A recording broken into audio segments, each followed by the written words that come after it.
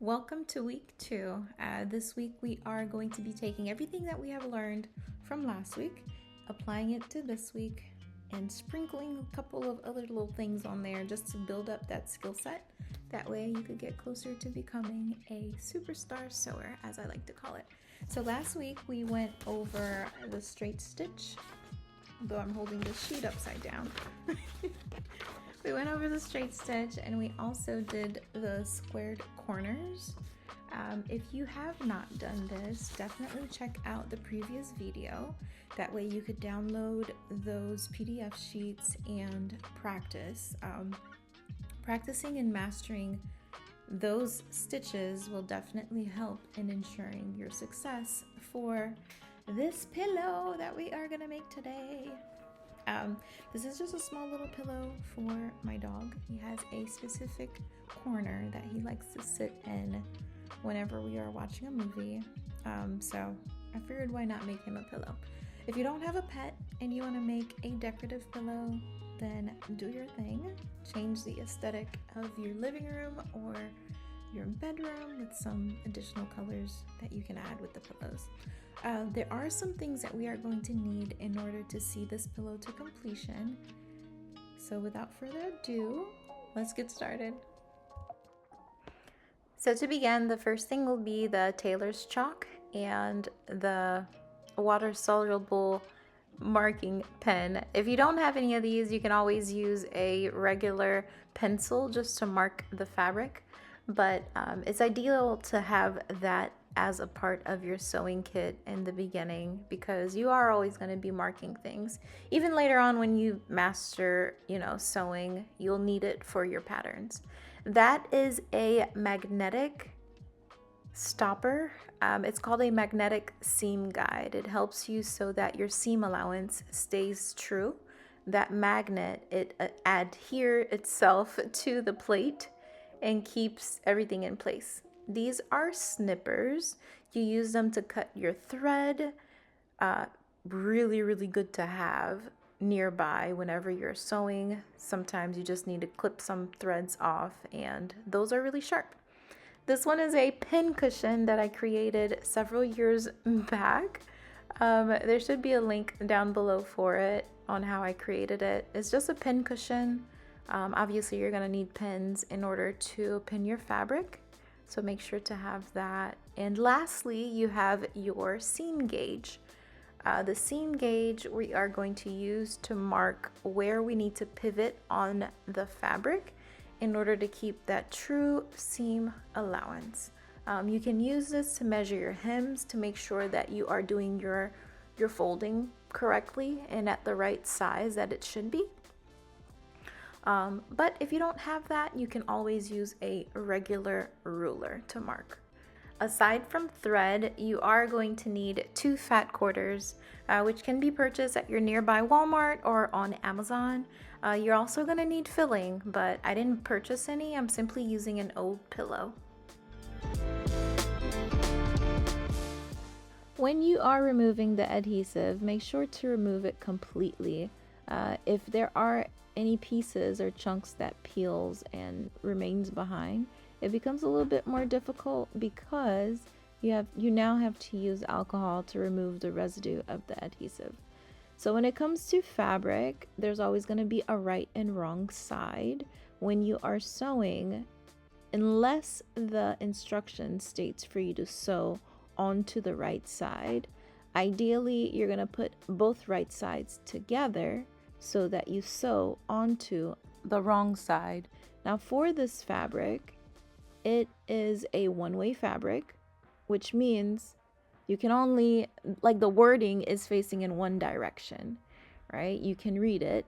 We're in America. Well, I'm in America. So I read from the left to the right. So that means it's only one direction print.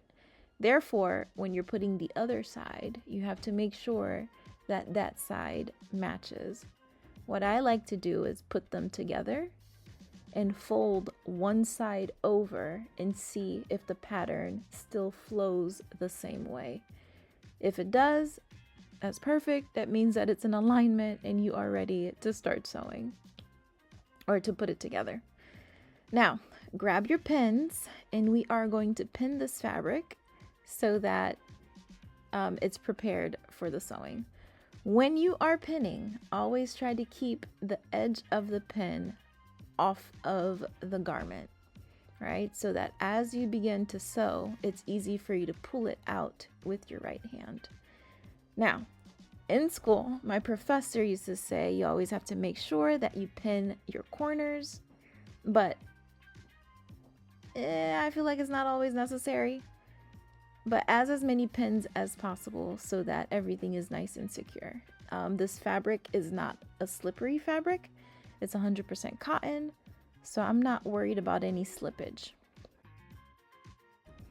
As I started to pin, I noticed that one end was a little bit shorter than the other. There are times where the fabric will bow or it'll start to like tilt or stretch towards one corner. So if it is already aligned on 3 ends and then the other one is a little bit shorter, what you can do is just do a light tug on that end, and that should help it to even out. The seam allowance that we're going to use is 5/8 of an inch. So as long as, you know, it's only giving you a variance of about 1/4 of an inch, you should be fine. Go ahead and pin it. Don't force it so that it fits. Just kind of lay it down and pin it flat. So don't like pinch the corners in so that they match evenly. Just lay it down on top of, you know, one fabric on top of the other, and pin it so that it lays flat.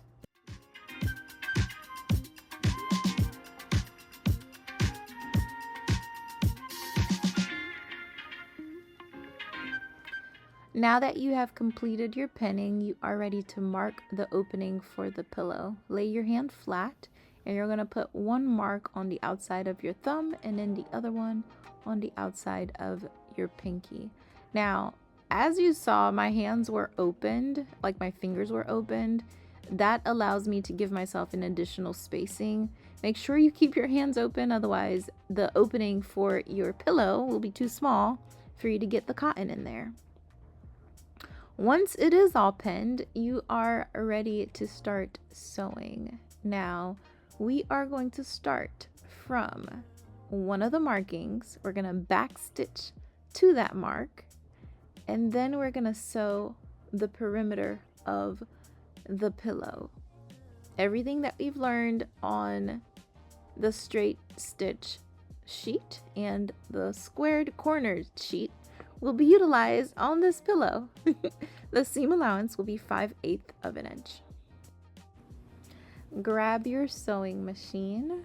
Since I have a Singer, I'm just gonna go ahead and show you how to thread it. Once you turn it on, your light should turn on. Grab your spool, add it into the spool holder, floss it through the first 2 tension discs. You're gonna make it go down towards the front, into that opening, into the 3rd disc that is hanging at the top. You're gonna bring it down. There's one above the needle. Actually, there's 2 above the needle. From there, I always use the automatic threader. It makes it super easy to thread the machine. That way you're not doing it by hand. The only thing is, it's good to have a pair of like small tweezers or pliers nearby so that you can grab the thread when it comes out. But it definitely makes the process easier. Once you have the needle threaded, pull your thread out and extend that thread long, y'all. Make sure you extend it long. It makes life easier. Once that's done, set it aside. Grab your bobbin. Make sure that it's rotating counterclockwise.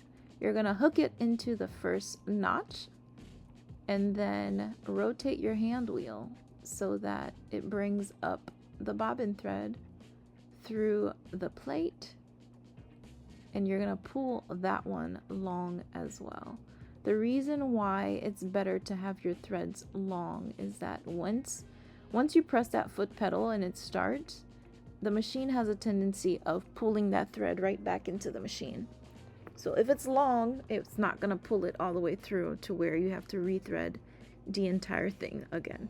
Okay, so keep it long. Go ahead and grab your pen pillow, and you are going to line it with the side that has the blue markings. If you have it as I have it lined, then make sure that the secondary marking is in the back of the needle. And then line up your fabric. On the side here on your plate, you have some measurements, and it goes all the way up to 1 inch. Ideally, your seam allowance is going to be 5/8 for your garments, but depending on some sections, it may vary. So just like we've been practicing, the only thing we're going to do different this time is do a backward stitch. Now, for my machine, I'm gonna rotate it upward a little bit so you can see it does have a reverse stitch up here, but there are some machines that do it automatically when you start, so it will automatically just go backwards and then forward to lock the beginning of the seam. For this machine, in order for you to go backwards, you have to press this simultaneously as you press the foot pedal so that it can move. So you press it down and hold it. Your left hand will be on the garment to hold it in place, and you're gonna slowly just make like 3 stitches going backwards. Okay, and now you can go forward, and now you're ready to start sewing. All right, here we go. As you get close to the pin, you can take it off. It's always good to have your magnet or your pin cushion nearby so that you can apply the pins into them, but if not, just sit it on side of the table. But it's good to build good habits though, so just have it nearby. All right, here we go.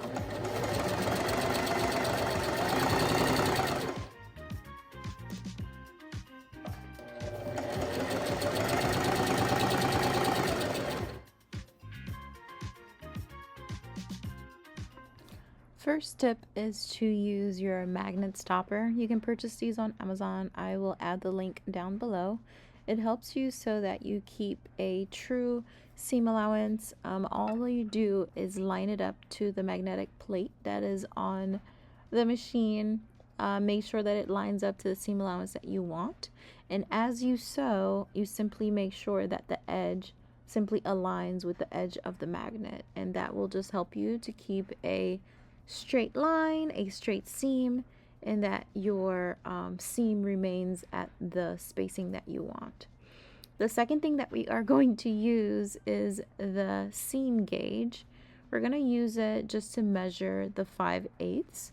That way we know where to sink our needle so that we can pivot and turn. So I already have it at 1/2 plus 1 more eighth. That's going to be 5/8. Simply line it up.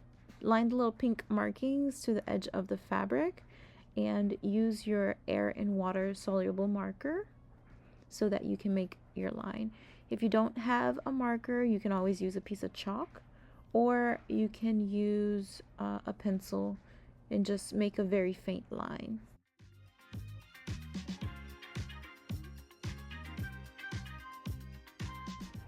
All right, let's continue. Now that we have our marking that tells us where the 5/8 is, as we get closer, you can use your hand wheel to rotate the needle. That way you get closer to where you need to be. Make sure that you are sinking on that line. Me rotating it here is just confirming that I am indeed on the line, but I was not. So I had to go back and put another stitch. Just one is all I needed, just one. Now that you have it, lift up your presser foot, rotate it, make sure that it's perfectly aligned, put down your presser foot again, and you are ready to make the second corner. And you're going to go all the way down. Once you reach the next corner, we're going to do the same thing as we did before.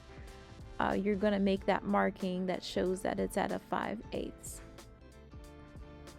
Once you have it marked, sink your needle, lift your presser foot, rotate the garment, put down your presser foot, and you are going to keep going.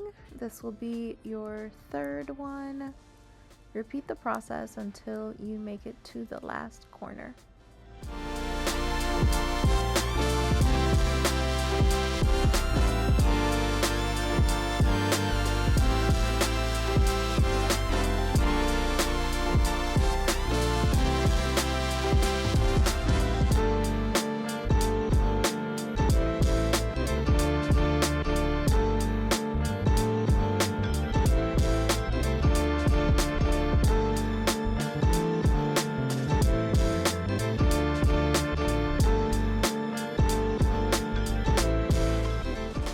Alright y'all, now we are on the last side. We are gonna continue sewing until we reach that blue line that we had made. Remember, we had two of them. One of them was by our pinky, the other one was by our thumb. We're technically going to stop by the one that was by our pinky. Do not go all the way through because you are not going to be able to turn your pillow inside out if you close it. So when you reach that marking, make sure you do a reverse stitch there, going back 3 stitches so that it can lock the seam.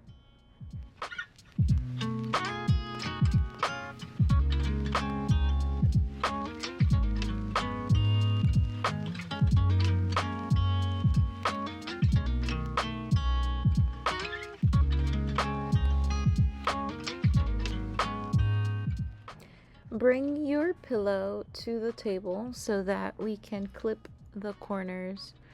This is what it should look like so far. Very simple, really. But grab your scissors and you are going to make a diagonal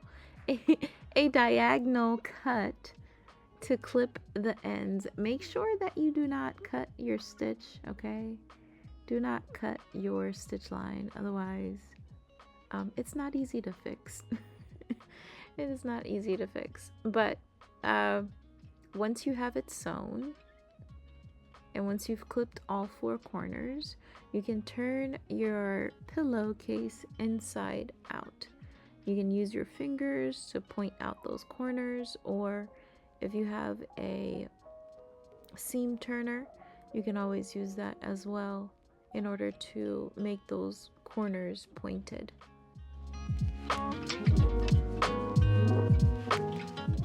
I am using an old pillow that I had, no longer use it, still relatively good condition based on how it was made.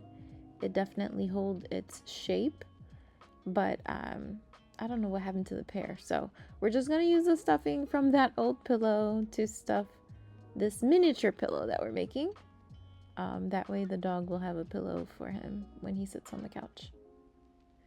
But yeah, if you don't have additional pillows at your house, you can buy filling at your nearby Walmart or a craft store like Michael's and Hobby Lobby. Those are the only 3 places that I could think of where you'd be able to find the filler. I will add the links down below for that.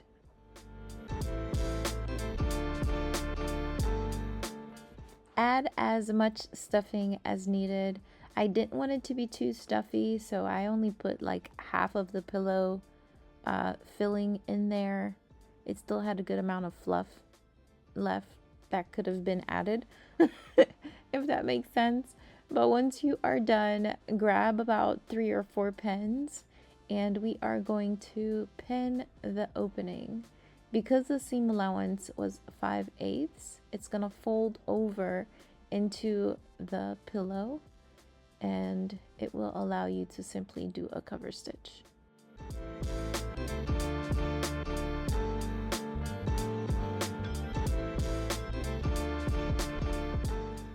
Now that your pillow is fully stuffed to your liking, you're gonna fold the opening closed. Grab some pins and pin it perpendicular to that opening, okay? Make sure you are catching the seam allowance and that the opening is staying nice and flat, flush to itself.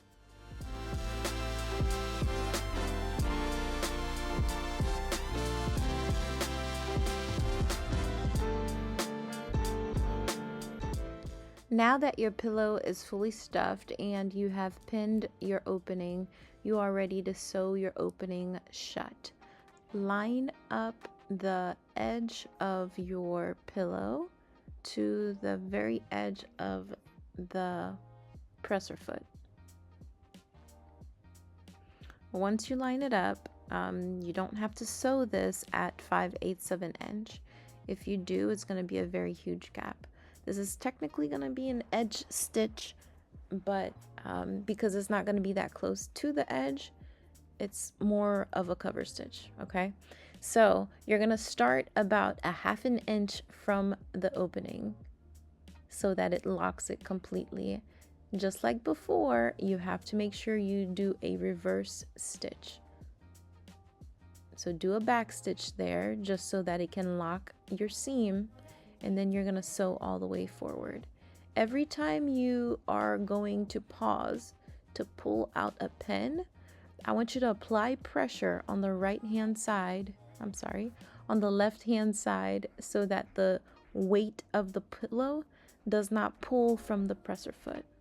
And always make sure to sink your needle whenever you are pausing. By sinking the needle, it allows you to keep that fabric in place so that it doesn't come apart. Okay, now once you've made it to the end, you're going to pass that opening about a 1/2 inch again, and this time you're going to backstitch there as well. Always remember to backstitch at the beginning and at the end of a seam. This is so that it doesn't unravel.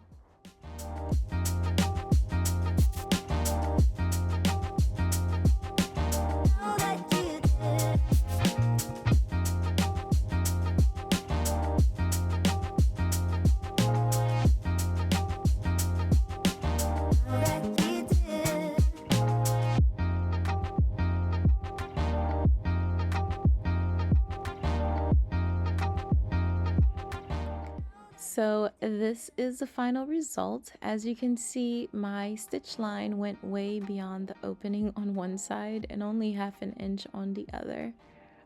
Marking is important. Marking is important. I will add some photos just so that you can see the size in comparison. My dog is not that big, but 18 inches is definitely not a wide enough pillow for him. But you hung out with me today, and I am super thankful. I hope that you share, like, subscribe, and tell me one thing that you learned in this video that you didn't know before. I'm curious. Drop a comment down below. Next week we are going to be working on the cascades and the curvature. So come back and see me, and let's continue on with the sewing journey for this year.